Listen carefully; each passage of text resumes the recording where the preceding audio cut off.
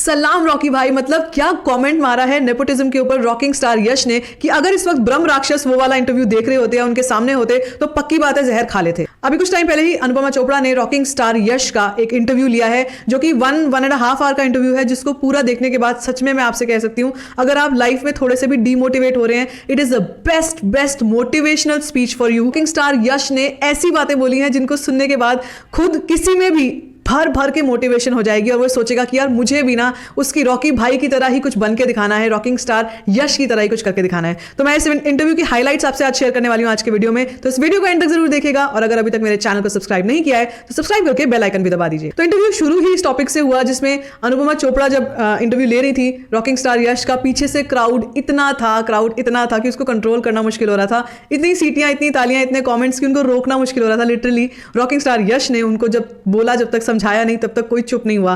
That is the stardom that he has. Amazing to सी।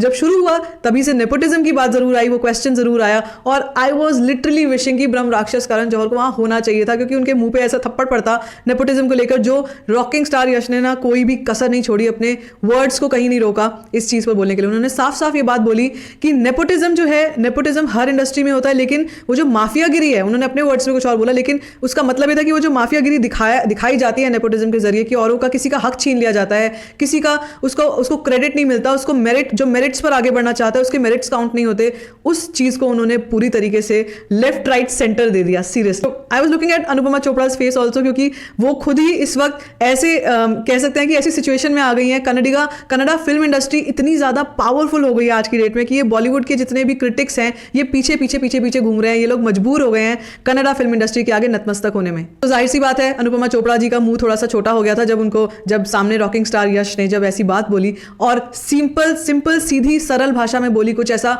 लाग लपेट करके नहीं बोला, बिल्कुल साफ बोला। उसके बाद उनके क्वेश्चंस थे कि कैसे यश ने अपनी पॉपुलैरिटी को इतना ज्यादा उन्होंने बहुत ज्यादा इंटरव्यूज नहीं दिए KGF 2 के बाद, वो इतने शांत, इतने साइलेंट कैसे हुए। I was amazed to see his attitude. He was just like a lion, जैसे जंगल का शेर होता है, इतने शांत लेकिन काफ़ी एग्रेसिव। उनकी बात करने के स्टाइल में वो जो एग्रेशन था, वो जो उनका कैरेक्टर है रॉकी भाई वाला, मेरे ख्याल से वो उसको जीते हैं। उन्होंने साफ बात बोली कि जब तक मेरे गोल्स सुनकर किसी को डर ना लग जाए, आपके गोल्स इतने हाई होने चाहिए कि जब तक किसी को डर ना लगे तब तक वो गोल्स नहीं है।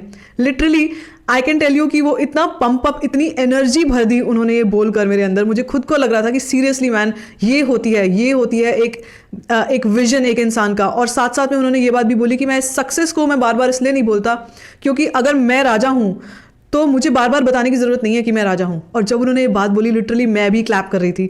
मैं अक्रॉस द स्क्रीन देख के उनको क्लैप कर रही थी, तो वहां के लोग जो थे वो बिल्कुल पागल हो गए थे जो साथ बैठे हुए थे। उन्होंने बोला अगर मैं राजा हूं तो मुझे जरूरत नहीं है बार बार बोलने की, मेरे को पता है that I am the king.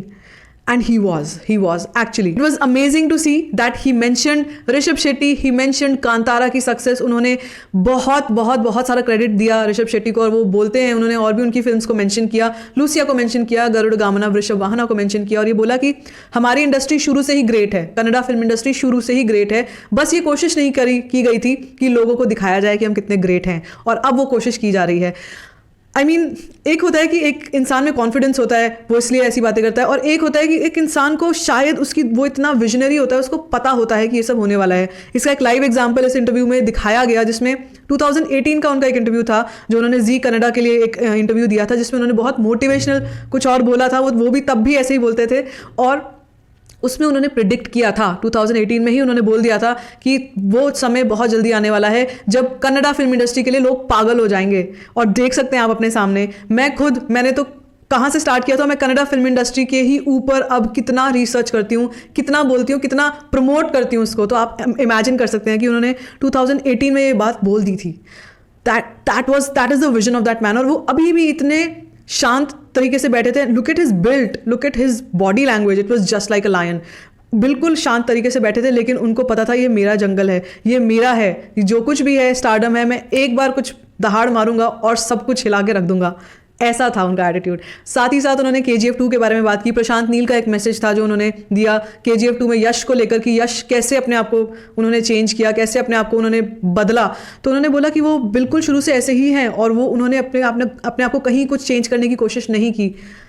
That was amazing कि कोई इंसान जो बहुत हम्बल बिगनिंग से स्टार्ट किया, जिनके बोला जाता है कि जो बहुत ही ज़्यादा मतलब लोअर मिडिल क्लास से आए थे, तब भी उनके अंदर वो आग थी। मतलब जो यश, जो रॉकिंग स्टार का जो उन्होंने कैरेक्टर प्ले किया है रॉकी भाई का, सच में रॉकी भाई हैं, उनको देख कर ही लग रहा था। तो KGF 2 के बाद वो बोलना चाहते हैं कि मैं बार बार उस चीज़ को, अपने हिस्ट्री, अपने पास्ट को मैं बार बार नहीं रिपीट करना चाहता, मैं आगे के बारे में सोच रहा हूँ। अब मैं अगली चीज़ सोच रहा हूँ, विच इज़ प्रॉबेबली KGF 3, उसके बारे में काम कर रहा हूँ, उसके बारे में सोच रहा हूँ। वो एक थॉट प्रोसेस चल रहा है। तो मतलब 8 सालों से वो वैसे ही KGF में थे, अभी भी KGF का आगे जो उनको उसको लेके जाना है उसके बारे में सोच रहे हैं। ये नहीं सोच रहे हैं कि उसको बार बार लोगों को इंटरव्यूज़ दें, 10, 12, 50 इंटरव्यूज़ दें। साथ साथ में उन्होंने ये बोला कि जो लोग कर रहे हैं, इंडस्ट्री को आगे बढ़ा रहे हैं, वो इतना बड़ा काम कर रहे हैं कि कुछ कहने की हद नहीं है, क्योंकि कन्नड़ा फिल्म इंडस्ट्री शुरू से ही आगे बढ़ सकती थी और इतना पोटेंशियल था उनमें। और अब वो ये कहना चाहते हैं कि हर फील्ड में एक pan India star Kannada film industry से होगा, और ज़रूर होगा। और ये चीज़ जब उन्होंने बोली, सच में जो आप इमेजिन कर सकते हैं कि जो लोग वहाँ बैठे थे उनको गूज बम्प्स ज़रूर हुए होंगे। Not just that, he also credited Rajamouli sir for Baahubali, जिस तरीके से बाहुबली ने पूरा सिनेरियो चेंज किया पैन इंडिया फिल्म्स का। और साथ साथ में उन्होंने ये बोला कि ये पैन इंडिया फिल्म्स का जो कॉन्सेप्ट है, I think that is the main game changer. उसी के चलते KGF 1, KGF 2 दोनों ही बहुत बड़ी फिल्म्स हो गई। और एक और बात उन्होंने बोली कि go and compete. Hippocratic words लेकर अपने अंदर लेकर रुको मत, गो एंड कम्पीट, जाओ और लड़ो और अपनी जो कन्नड़ा फिल्म इंडस्ट्री है उसको आगे बढ़ाओ, हमारे पूरी दुनिया को दिखाओ कि देखो हम क्या कर सकते हैं।